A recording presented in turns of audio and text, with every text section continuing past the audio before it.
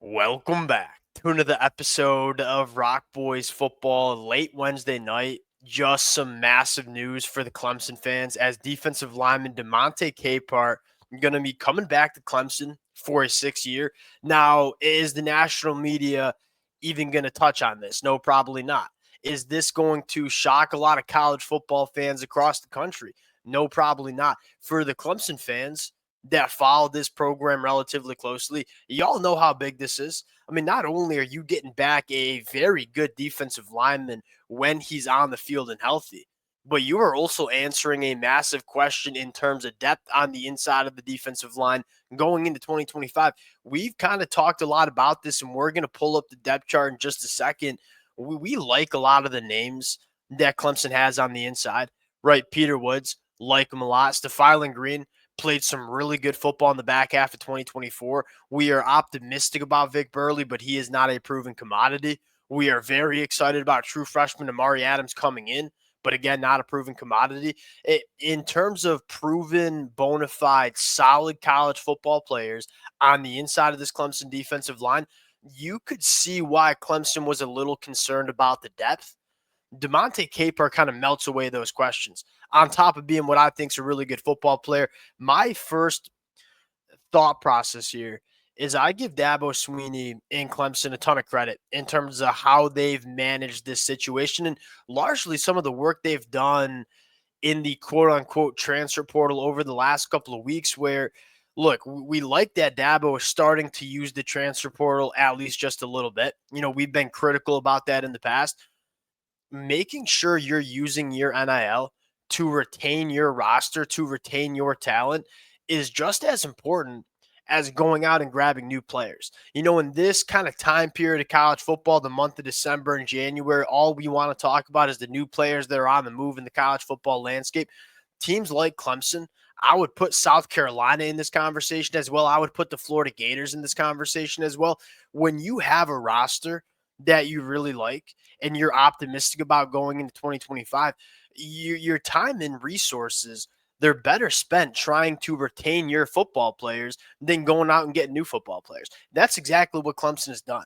I mean, whether it's retaining guys like TJ Parker, or Peter Woods, or Brian Wesco, of which I know that many programs were trying to tamper with a little bit when these young cats are balling out for Clemson, but also keeping guys out of the NFL draft. And that's one of the biggest storylines and impacts that we've seen NIL have over the last couple of years, where you have some really good football players that certainly could go to the NFL draft and start making some money on Sundays. You can use your NIL budget to retain those guys and keep them in college for one more year.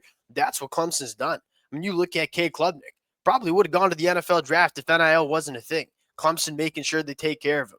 You look at Damonte Capehart. You look at a ton of those pieces on the offensive line that certainly could have gone to the NFL draft instead of focusing on all these new players that pop up in the transfer portal. Dabo Swinney saying, hey, we liked how our team was playing towards the back half of 2024. We think we can have a roster that can compete for a national championship in 2025.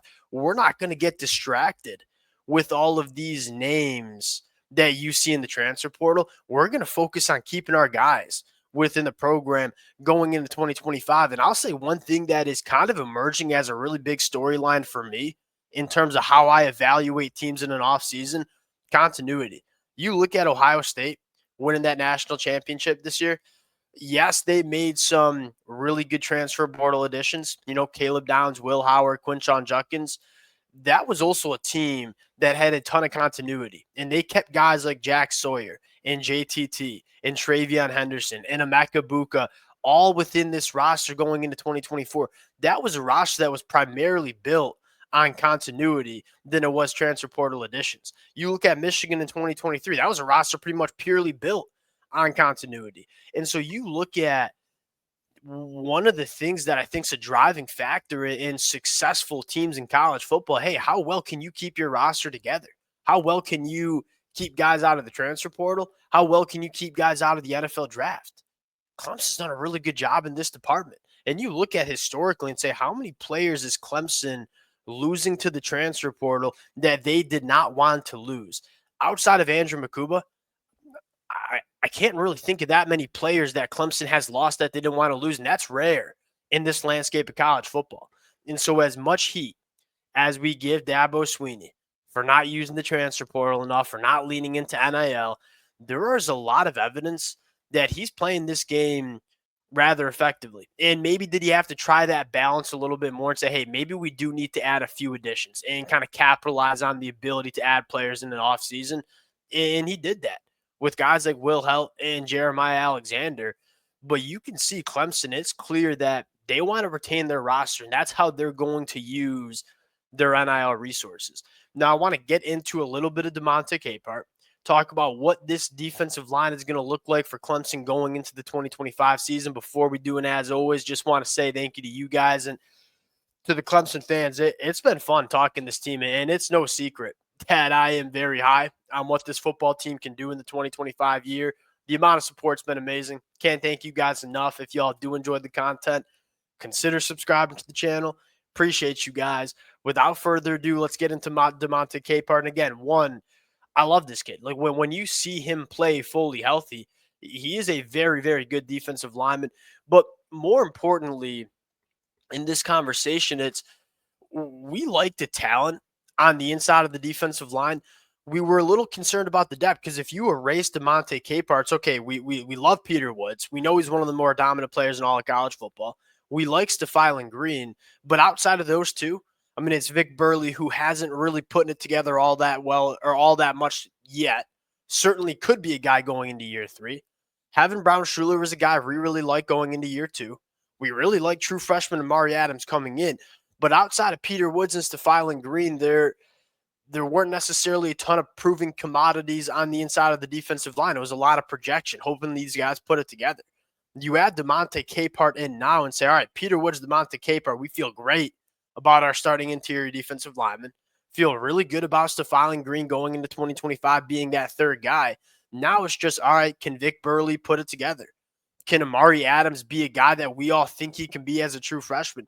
You're in a much better spot where you don't have to lean on the unproven guys. You can kind of just hope they put it together, but you got that base proven commodity, or I guess base proven production, where you feel much better about the inside of the defensive line. And then secondly, in the landscape of what this Clemson team can look like in the 2025 year, the bigger question is the defense. You look at this Clemson offense, we'll kind of scroll up real quick.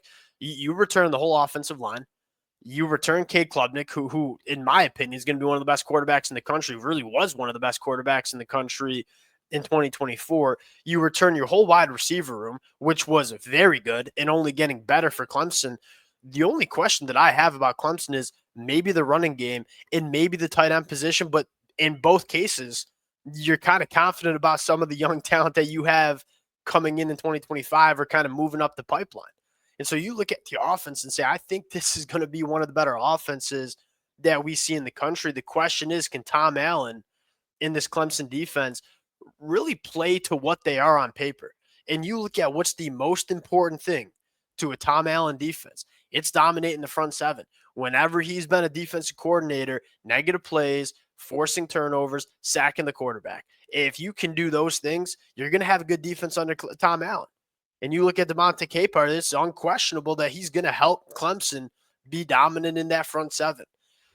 This is a much bigger storyline than a lot of people will appreciate across the country. And I know the Clemson fans are fired up about this one. And credit Dabo Swinney for kind of operating what I think is the right way, where it's like it's easy for us to get distracted with some guys in the portal. Let's go make sure we keep Damonte Capehart on this team going into next year.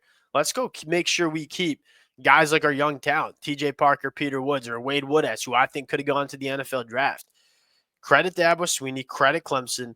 Massive storyline. Answers a big question mark we had for Clemson going into spring practice. We'll pause it there. Appreciate you guys rocking with it. If y'all do enjoy the content, consider subscribing to the channel, and we'll talk to y'all later. Peace.